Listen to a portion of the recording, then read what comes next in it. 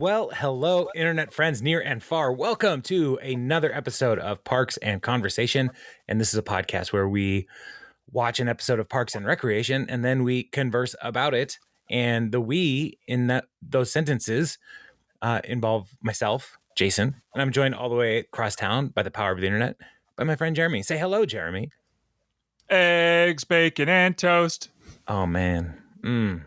Yes. It's been in my head this whole time. Hey, Yeah. How's it going? Good. I for many years I started my day the Gurgich way with eggs, bacon, and toast, and no regrets. So yeah, It's the best way. Yeah. Yeah. This episode's fun. We're talking about season 5, episode 20, and this is about Jerry's retirement. But man, this episode has a lot of fun stuff in it, and then one very awkward storyline. It's true. Just is like, I don't like this at all. So we're gonna... Do you just want to get the awkward one out of the way then? Yeah, I think we should start with that one, and then because it's completely separate from the other two. Is it the one where Tom is the new Jerry? Nope, that's not it. Is that awkward for you? Oh, is it the one where Jerry retires and no one remembers? That's pretty awkward. Nope, that's not it. Oh, what was the third one? The one where Chris and Ann are trying to make their baby. Oh yeah, that's pretty awkward too. It's awkward, and they highlight the awkwardness in the story, which is great. But at the same time, it's like I don't need to know any of this. I don't care. Like when people I love when people start a family. It's so great. The miracle of life. But I don't need to know rhythms or anything like that. Great. Rhythm is a dancer. Yeah. You've decided to have children. That is so cool. That's all I want to know. Congratulations. Yeah. So go. I don't want to do backwards math. I don't want to think about. You guys go figure that out. I'm not involved.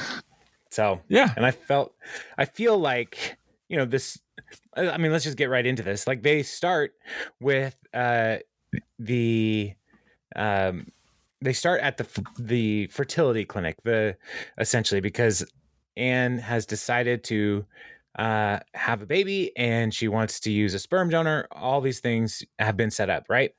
And her sperm donor is her ex-boyfriend, Chris, which, I mean, if you don't see where this story is going so far, listener, you do not pay attention to television. This podcast. Well, it's all just a big effort to get Chris and Anne back together. Beyond just they're going to have a kid together, but to say, no, they should actually end up together as a couple. Great. They're fun. They're wonderful. But I just really did not like the way they did this. It was so awkward all the way around. So they're at the fertility clinic, and Chris is told that he has a resting heart rate of 100-year-old tortoise, and his response is, "I get that a lot."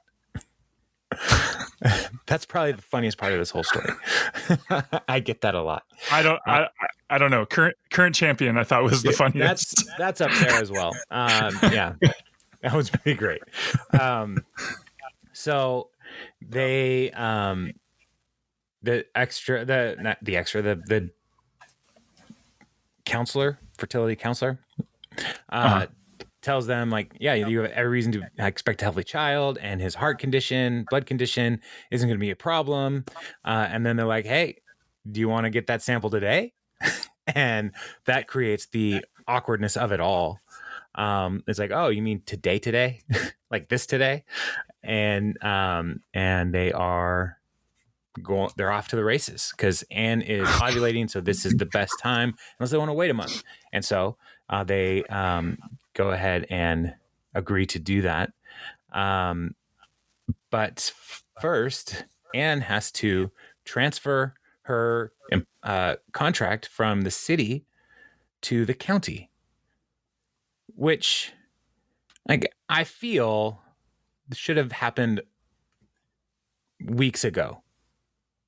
Not the day that they are going to actually collect a sample. Mm-hmm. I don't know. I mean, I've never worked for a city or a county, but it seems like the minute you start talking about having a child together in whatever fashion you choose to create your family, that is a good opportunity to make sure that you don't create a conflict of interest. Like, why? Why did they wait so long? Well, because it's super easy to get things done at it. If you've ever done permits or needed things done at the city, they go really quick. So there's no reason to think ahead because everybody knows, getting the okay or the sign off on something from the city, piece of cake. Piece of cake. Yeah. So, so Anne got her transfer approved when she called in. Now she works for the county health board, and he's no longer an employee of Chris. And Chris honors this transition by saying goodbye, Ann Perkins, my excellent employee. Hello, Ann Perkins, my fallopian princess. Which is getting worse. So then the person behind the counter is like, all right, here, make your deposit in this cup. And if you fill it all the way up, you get on the board. Which is so gross. And is that when they cut to the current champion? Current champion is Harris. Just awful. Just a big old smile on his face. Thumbs awful. up. So bad. So gross. Everything is gross. And so Chris is like, all right, this sounds great. And he's ready to go do his work. And it starts following him. He's like, no, you don't go with me. I go in there with this adult movie and I do this by myself. And it's just so bad. It's so gross. It's so like awkward. And they highlight how awkward this is. And so they're like, listen, we don't have to, Anne is like, we don't have to do this today. So let's go home and let's like think about it and read some of these pamphlets. And they're like, all right. Pamphlets are important. They are important. And they're Chris is like, what do I do with the cup? and because like I can imagine in that moment, like saying, actually, I don't need this, like giving it back to the person on the other side of the counter. I don't need this is like that person. Is he real like thinking like, oh, this couple no longer wants to have family, or like there's so many untolds. I don't think that's enough. You don't think what's enough? It was empty. Oh. I'm sure that's probably what that person is thinking. Like, no, that's not going to work, man. That's not going to work. I mean, even if there was stuff in it, it's awkward. It's all awkward. So, I have an awkward story. I'll share this. Perfect. Thanks. When we were done having children, I had the procedure to make it so I could no longer have children. And as part of that, snip. And as part of that, you have to give a sample to the people there at the urology clinic. And I mean, there's so many stories around this whole situation, but I didn't know if there was like a night drop, like where you can just put it in a bag and like at the bank or something, you just night deposit. Sure. Like with your keys or something. Yeah. Right. Yeah. Like you're going to the mechanic and you just put your keys, you park your car, put the keys in overnight. Stop. We got to stop, man. Because if we weren't better people, I feel, or no, I shouldn't say that, but yeah. Anyway, continue. Anyway, so I walked in with a bag and a cup. Like the cup was in the bag, right? So like, discreet at a urology clinic. And I walk in and there is the person behind the counter. I did not know this. I didn't know that she went to our church. And I was like, oh, here you go. This is about me. And I'm out of here. It was the worst. And I have never seen her again. So last time I saw her, it was the worst DoorDash delivery ever. It was so awkward. So I can imagine all of the awkwardness that they're experiencing here. Like, what do we do with this cup? And Anne just throws it and they run away. And so they go back to her place to read pamphlets, which, I mean, anybody could tell you Quote that unquote. is a that's a euphemism for something. So they're reading the pamphlets, and Chris is sad because some say that men gain sympathy weight, and that would make him miserable. So, But also happy. but sad. And then they're talking about the clinical nature of all of the pamphlets for their procedure that they're going through. And they're like, what if it was actually like this when you tried to make a baby in a more traditional way? And they talk about that, and it is awkward. And they talk about how, well, we used to do these things, and that's even more awkward. And then Anne says, hey, there's more pamphlets in my room. And they go to see where the pamphlets are in their room. I don't understand why do they have so many pamphlets ever? I think that would be a lot more efficient to keep them all in one spot. But no, I don't know. She's just trying to like get reading in all the time. So no wonder they couldn't get their paperwork together. You got pamphlets here, paperwork there. Yeah, it's so weird. So weird. So they try to make a baby the more traditional way. Next day, they run into each other in the hallway, and it is super awkward because while she works for the county, is her office still at the city hall? I don't know why she's sure. So they run into each other. It's super awkward. And they say hello, hi. Well, okay, bye, and they part ways. So that's fun. And then later on, Anne comes into Chris's office and says, we should just talk about all of this stuff. And like, what does this mean for us? Not as parents, but as like Chris and Anne, like off again, on again. Like, what is this? And so they talk about the possibilities of their relationship because they want to create a healthy environment for their child. And then they start making out. So you did it, man. Good job. Yeah, you got through awful. It's all so terrible. So yeah, within the it's a thing that happens out in the world, but and yeah, it's just kind of a weird thing to talk about. But maybe that's the whole point. Just make it awkward so it's all cringy, and then the rest of it's hilarious. Yeah. All right. So that's So what are we doing now? We're gonna do Jerry's deal or Tom's deal? I think we need to start with Jerry's deal, and we can just walk through, and then focus in on the ramifications of Jerry's deal with Tom. Okay, so just kind of all right, cool. Yeah, we'll keep them. So we're going to transition from donations to old people, senior sex. That was awful. Also, everything that's happening, I don't like. I don't like any of it. Hey, but at least there's pictures.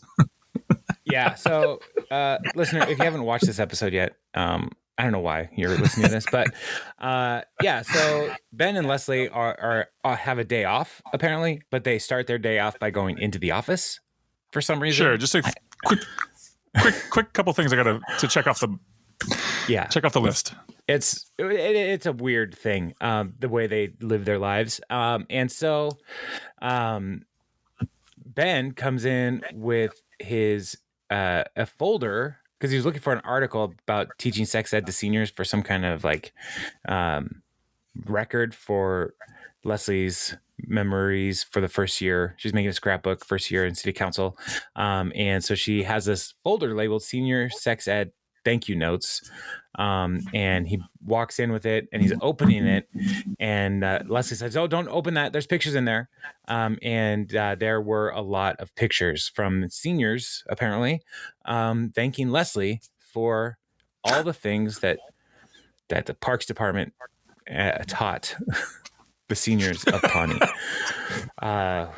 Yeah. So sometimes as a teacher, it's good to get that positive, you want that feedback. Sure. Yeah. It's all worthwhile. I guess. All of it is all worthwhile. So Ben is like, why did you keep these and not just incinerate them. And Leslie's like, because every memory deserves to be chronicled, even the saggy ones. Mhm. Yeah. So Leslie's building this scrapbook, and talking about how time goes by so fast. And her note about this is that time is the relentless and cruel enemy of the devoted civil servant, which is actually one of the subtitles of her scrapbook, as she holds it up, and it says, "Time is a relentless and cruel enemy of the devoted civil servant" underneath. And so this is their day off, and so Ben's like, "All right, it's day off. Let's go relax." And they're super excited to have a day off. But Leslie says, "What if we took some time and stayed here and worked on some projects?" And yeah, that sounds awful. So Ben is trying to hold the line here to say, we're going to take this day off. It'll be good for us. And so they start to work their way out. And she asks April to take care of the plants for the next 19 and a half hours. And April's plan is to use boiling hot milk. Because April torments everybody. And then Jerry comes out of nowhere, says, "It's been an honor working with all of you." And he announces his retirement, saying how it's been the best job ever. And he hopes that they all stay in touch. And Leslie has no idea what's going on. And so Jerry says, "I'm retiring." And Leslie's like, "Why didn't you tell us?" And then it cuts to like these flashbacks where Jerry points out, like, for 2 years, he's been telling them that he's about to retire, which I find we only have seen one of these in the actual series, where he says, when they're talking about firing people, when Chris and Ben show up, and he's like, "I'm only 2 years from my pension." And then another one, "I'm only 6 months left till I retire." And he's like, "Well, this is my last weep." And everybody makes fun of him for saying weep when he meant to say week. So Jerry's retiring. Everybody's kind of shocked by what's going on. And Ron is like, "Well, let's we have to commemorate this somehow." And Ron's like, "All right." And he goes over and shakes Jerry's hand and says, "Jerry, thank you for your service. Goodbye." And Jerry is just like, "Wow, that meant so much." And so he leaves. He says, "Goodbye. I'm going to go sit by other folks." And Andy is just like, "Okay, see you tomorrow, Jerry." So I personally think Andy kind of steals the show in this episode with like 3 lines. Yeah. It's so funny. Yeah. "See you tomorrow, Jerry."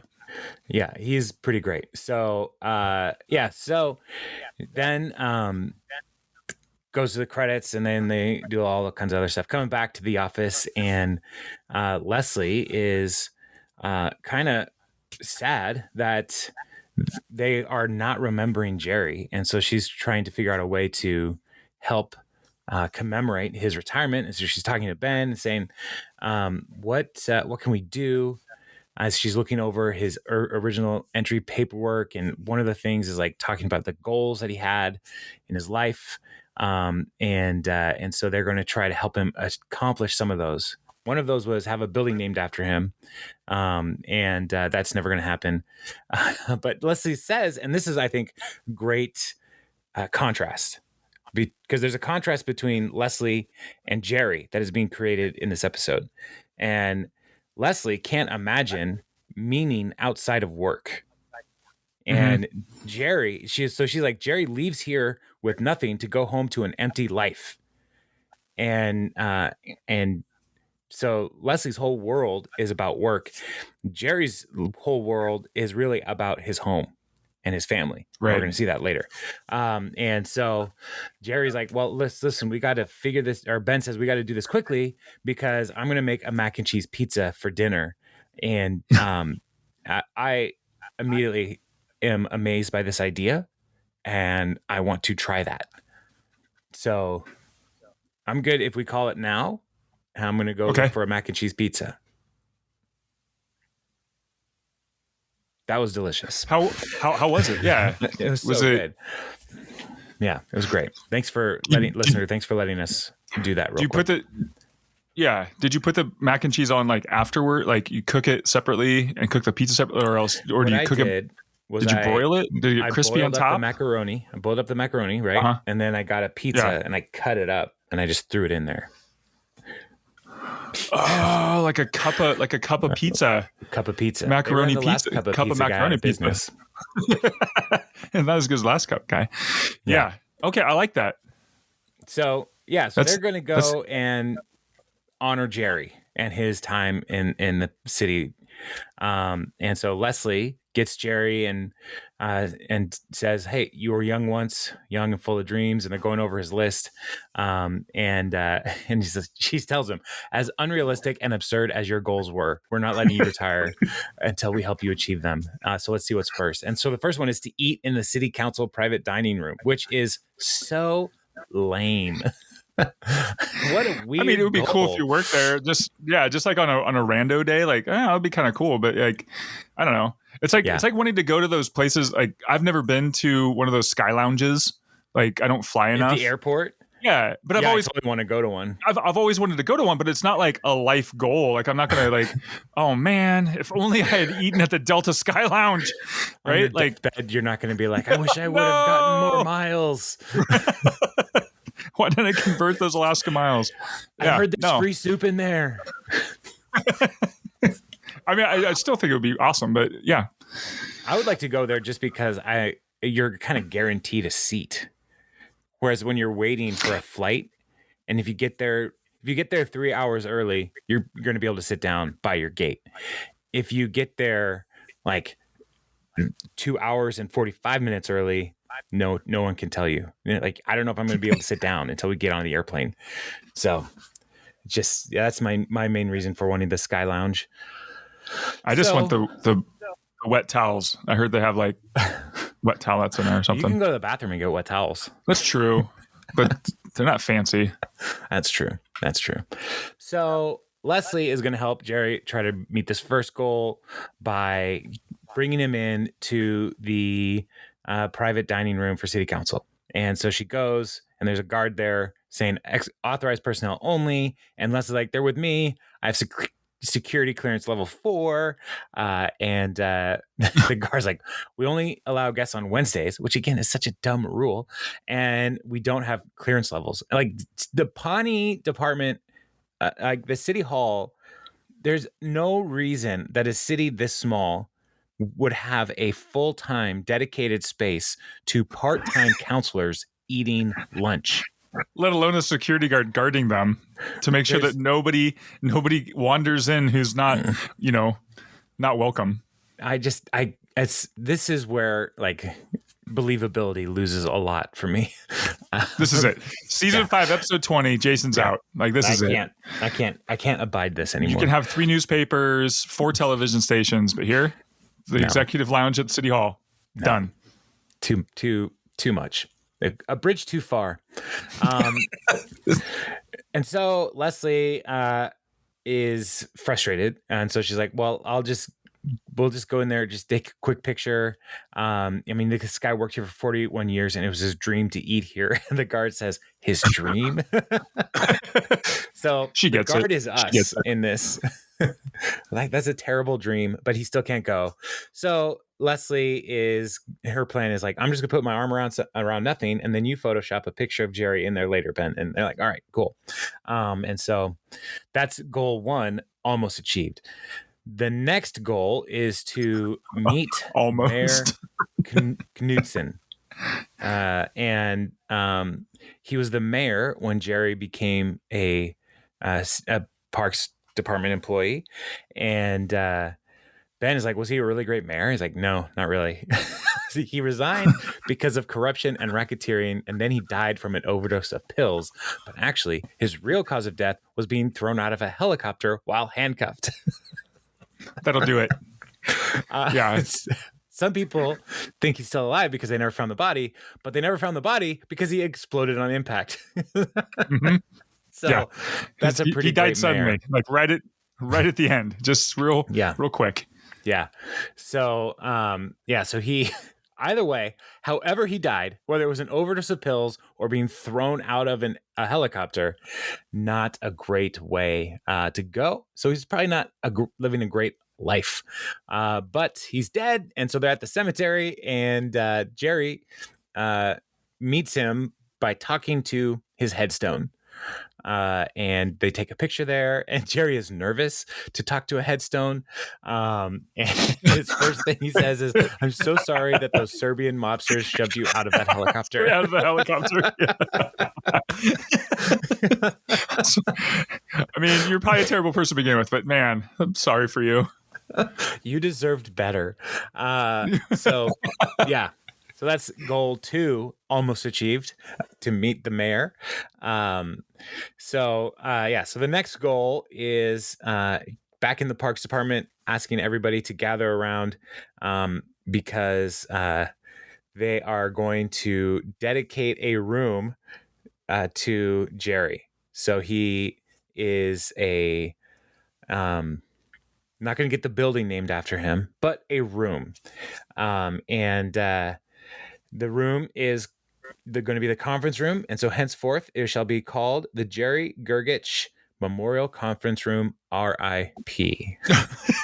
I mean, the RIP is really funny, but the memorial portion, like, yeah, it tips it right there. It's called a memorial. Memorial, because you're dead. Oh, you're dead. But the RIP is just the icing on the cake. Yeah, they really think you're dead. My question is, so wait, hold on. Like, if you, and listener, you could chime in on this.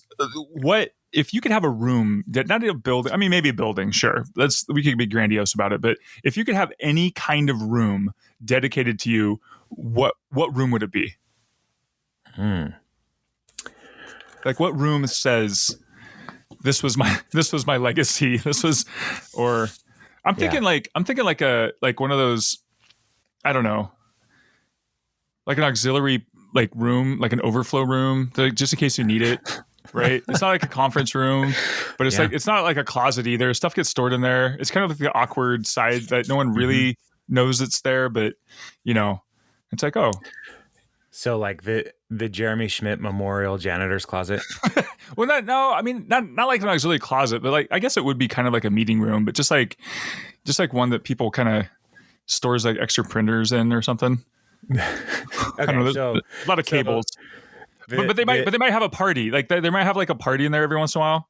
Like, okay. I didn't want to say like a kid's party room because that would be that'd be disturbing. But like, just like a room that anything could happen in, I guess. Wow. Yeah. The possibilities are endless. Possibilities. At that point. Yeah. I think if I could name one room that I want to be named after me, it would be the field area at Lumen Field. The field area? Yeah. There's a room called the field area. No, just the field.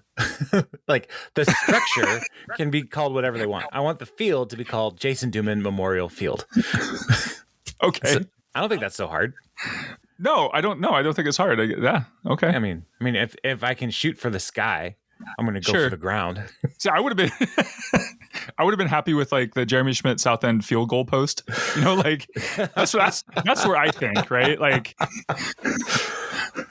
right, like not even the whole post. No, not even the post. Just the left side, like the South End left side field goal post upright. Yeah, left side Jeremy Memorial. Yeah, I'd take that. And every time that I blocked a kick, just everyone when they cheer, they think of me. I'd like to change my answer to that Jeremy. now. I'm changing my answer to that officially. All right. Well, I think that'll be great. Listener, what room would you want named after you? Send us an email, parksandconversation@gmail.com. We would love to hear from you because this is important and we'll probably all make this happen when we all die. We'll write it all in our wills. Please name something after me. And that'd be great. Or like a bathroom that like never works. I think that'd be pretty funny. Like a bathroom with a toilet's always broken. Yeah.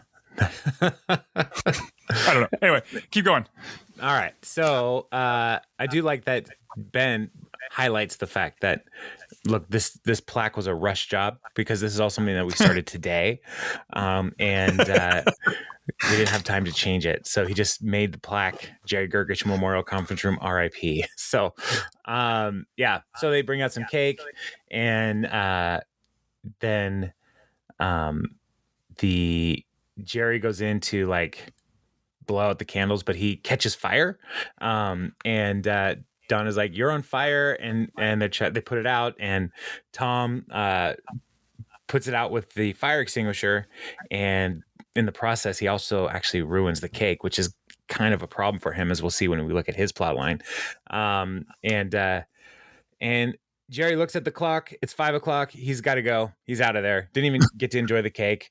Party's over. He's retired. Bye, Jerry. And so so people are mad at Tom for ruining the cake, and Leslie feels like she's let Jerry down. So the next day, she goes to Jerry's house, and she wants to say sorry for ruining your day. And Gail shows up, and as we've seen, Gail is Christy Brinkley and married to Jerry Gergich. Like, people don't understand how these two found each other, but they have, and they have. The girls are all there, and they're celebrating breakfast together for Jerry's first day of full retirement. And so they invite Leslie in, and to have breakfast. And Leslie says, I'm not really into breakfast foods. And Jerry points out that her purse is shaped like a waffle. And so she goes in. The Gergiches are a lot. Like, they're so over the top happy that even Leslie's like, I don't really want to go in there. I don't want to have breakfast with y'all. So Jerry and Gail and the three daughters, they're sitting at breakfast, and they now have invited Leslie, and they all sing eggs, bacon, and toast. Eggs, bacon, and toast.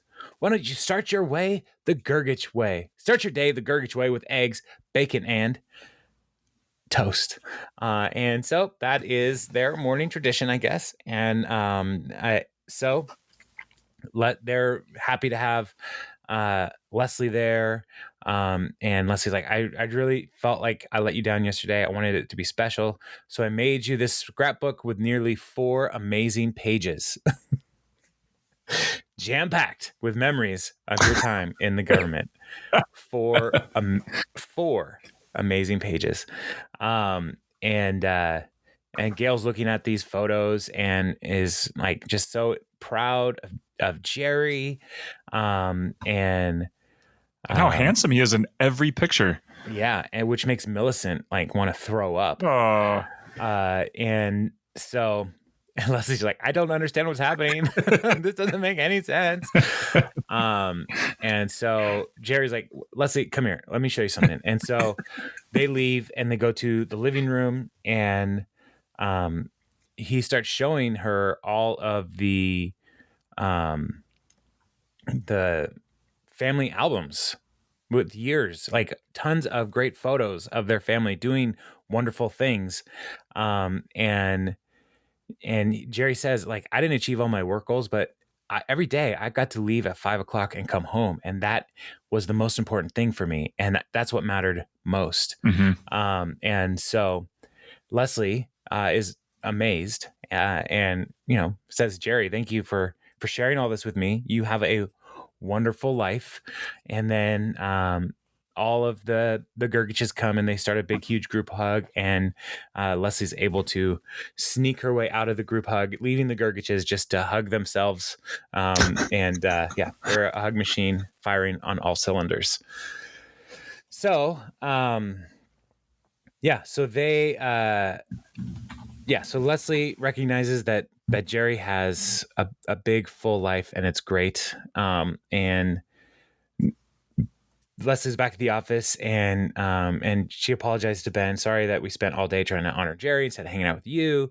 And Ben's like, you know what? While you were making Jerry's scrapbook, I went back and watched season 1 of Fringe to check for plot holes. It's airtight. Side note: Did you ever watch? Did you watch Fringe? I watched the first 1.5 seasons of Fringe. Oh, I really liked it. It was good. I didn't make it all the way through, though. There's a thing that happened, just in case anybody wants to go back and watch it. And after that, it kind of got really convoluted, and I kind of stopped because it was really hard to follow. But I might go back and try it again, because I remember it was really good. It was a lot of fun. Yeah, I really enjoyed it. But I think there may have been a schedule change of night it was on, or night that of my own availability, and I just never went back. So, and I probably would enjoy it very much. I liked the title sequences. and the way like instead of just having like Los Angeles on the bottom corner, like it kind of floated over the city, and sometimes it was like behind a thing. It was really cool.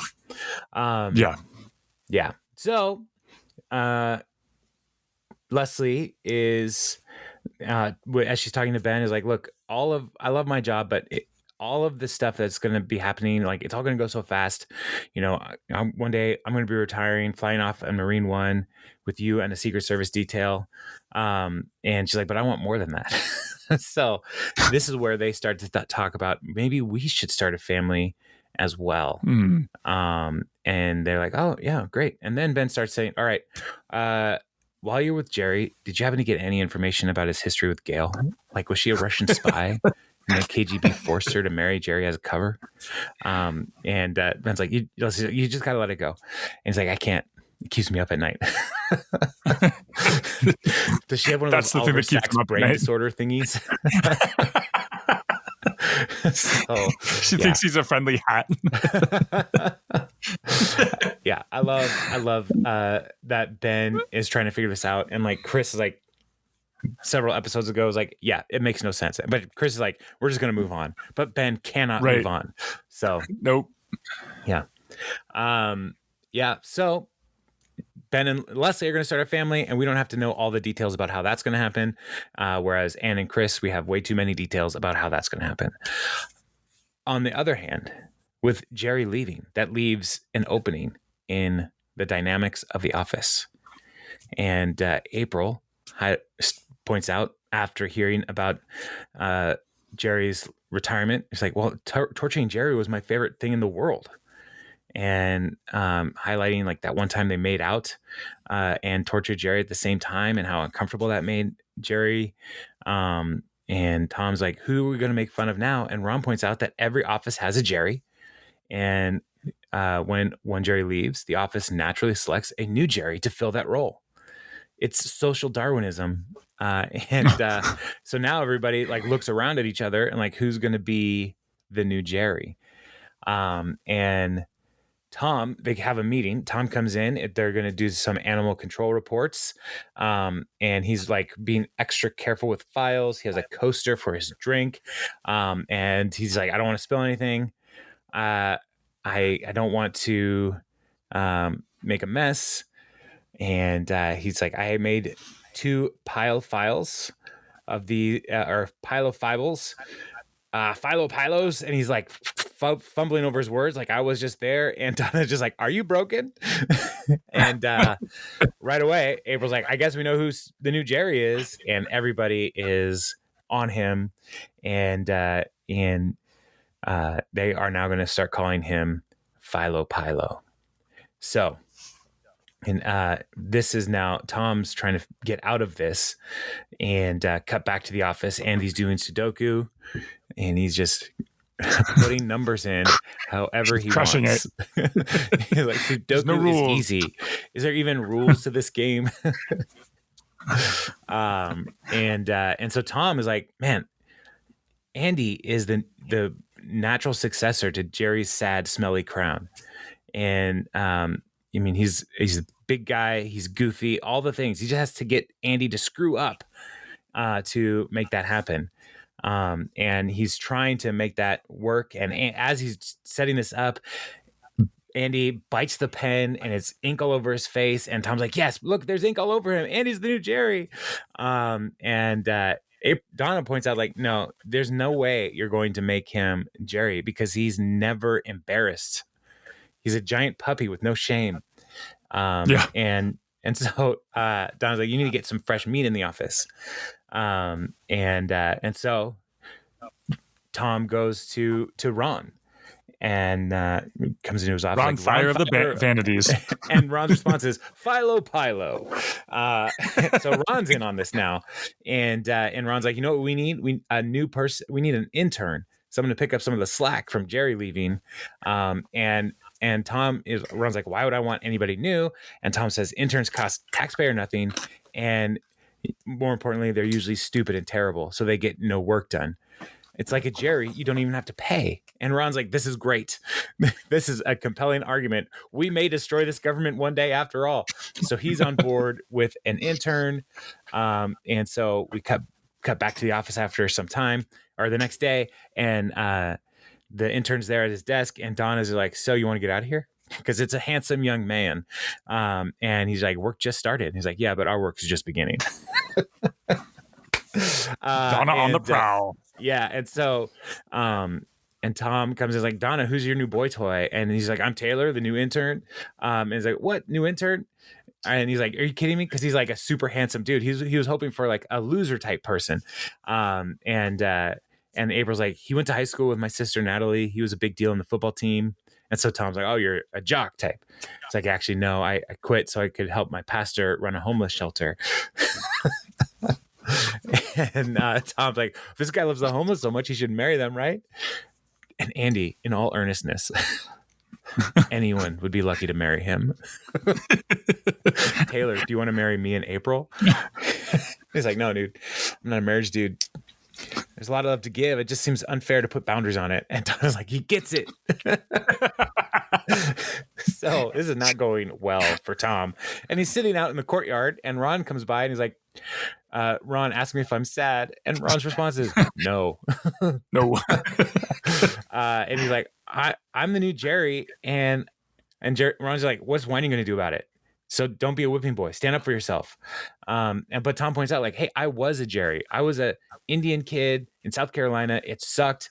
And it took 12 years to reinvent myself. And now I'm making all this progress. But now I'm right back to being a Jerry. So it's like, I got to go buy some sweatpants and a Nicholas Sparks novel. Might as well lean into it. Aw.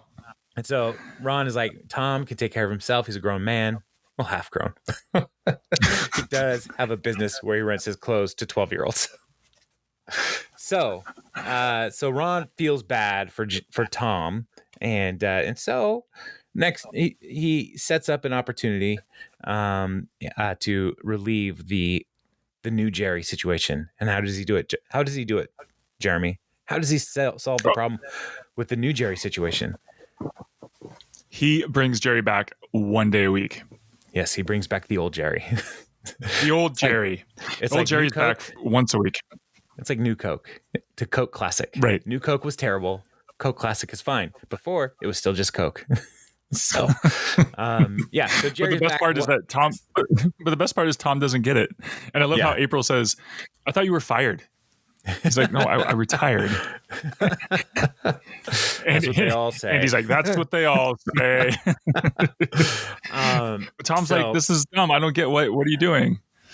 And so Ron is like, the intern wasn't working out, so I got rid of him. And Donna protests, but he's like, I have also asked Jerry to come in a couple hours a week till we find a permanent replacement, and he'll come in and we'll be able to watch him eat and talk about anything, and like all the things that drive people crazy about Jerry. Tom is like finally understanding, like, oh, hey, welcome back, Jerry. You're the Jerry, and then Jerry says, thanks, it's good to be. And I watched this a week ago, so I can't remember what happened here, but there's a joke. Oh, no, he just trips and falls. He hits, he goes, thanks, it's good to be. And he's walking away and he hits the chair and he gets tumbled up in it. And, he gets all cut up. Yeah. And Andy's response is classic new guy. Classic new guy. So Jerry retires, but doesn't retire, and he's going to be around for the rest of the series. And eventually, he's going to be mayor forever. So, spoilers. I know. If you haven't watched it yet, I don't know why you're listening to this podcast. We're not a reliable source for like first time viewing. So, that is Jerry's retirement, and may it rest in peace because he's unretired. But I do wonder if the conference room is retirement even failed. Yeah, he's still bad at retiring. He can't even do that right. So, yeah, Jerry. That's it. That's the conference. Is the conference room name going to stick? Yeah, we'll see, or will we? I don't think it'll ever come up again. Did you say the part where after he does the cake and he's like, well, I told Gail I got to be back at 5. Well, see you guys. and he leaves, and then Andy goes, "All right, see you tomorrow, Jeremy." Yeah. Yeah. I did not say the see you tomorrow, Jeremy. Yeah. That was my favorite because, well, yeah, it's my name, but also just Andy is like, well, see you, Jerry. See you tomorrow, Jeremy. Yeah. Classic new guy. Andy is just so dumb in this episode, and it's like perfectly placed Andy dumbness. So, and it doesn't matter because Jerry does end up coming back. Like it's just It's so great because none of it mattered. So the one thing, much of television.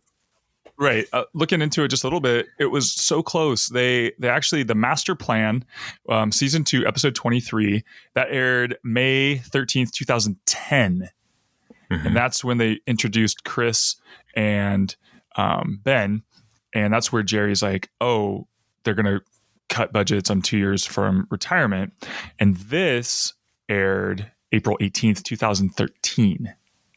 So not quite 2 years. So they stretched it a little bit, but that's okay. I like that they still remembered that he was retiring and used that as a plot device. Yeah, but I don't think Pawnee time and airtime line up. And real time. There's 3 times. Right. So I think there's a sliding time. Right, now the streaming Comics. time. Right. Yeah, because if you are watching it in streaming and you just binge through, you can get the whole thing in like a couple days. Yeah, so. I just like, I mean, they went back to it. I was just curious to see how close to 2 years it really was. Like if they were planning it, or they were just like, shouldn't Jerry have retired by now? Oh yeah, let's write one about where he retires, but nobody remembers. Perfect, because we didn't. We forgot that he was supposed to have retired. Yeah, I did look up on the trivia that Jerry would actually have been eligible in Indiana to be vested in the pension after 10 years. So he worked there for 30 years, and 20 of those years he did not need to be there to be vested into any kind of pension plan. And so if they had let him go 2 years prior, he still would have had a pension possibility, unless there was some kind of disciplinary action that was put onto Jerry because of his poor work, that they like restarted the clock on him, which I would not be surprised by. And he stayed because cats are great. Man, dogs sure are wonderful. So, because he's just Jerry. He's like, oh, yeah, I guess it's only fair. Like, I filed all the things wrong. It's only fair. I'm going to start over on my pension. 9 years down. Oh, start it over. Well, that's cool, man. I think we might just head to Indiana then for the remainder of this podcast. I'll try to get a city job. I mean, we've got the rest of Parks and Rec, The Office, The Good Place, Brooklyn Nine-Nine. That should be 10 years worth, easy. And then I'll come back. Okay. I'll be vested. Indiana time. Yeah, that sounds like an easy thing to do. I think I get a year, right? Anyway, yeah. Okay. Yeah. Cool. I guess I'll see you later if you're moving to Indiana. I'll keep you posted. Well, we got to have jobs first. All right. Well, I guess this is it for now. Yeah, let me know how Indiana is. It's best to just move first and then see what my prospects are there. Okay. I have feelings about that. Cool. All right. Well, next, yeah. What was? Oh, next week is the swing vote, which means more than one thing, because it's like a pun. It's a play on words. Yes, because they're writers. Jeremy Jam holds the vote to save the Putt-Putt golf course, and other things happen as well. So if that doesn't sound amazing, just wait. Just wait. We'll make it sound real boring next week. Cool, man. Then I will I'll talk to you then. All right. Looking forward to it. Bye.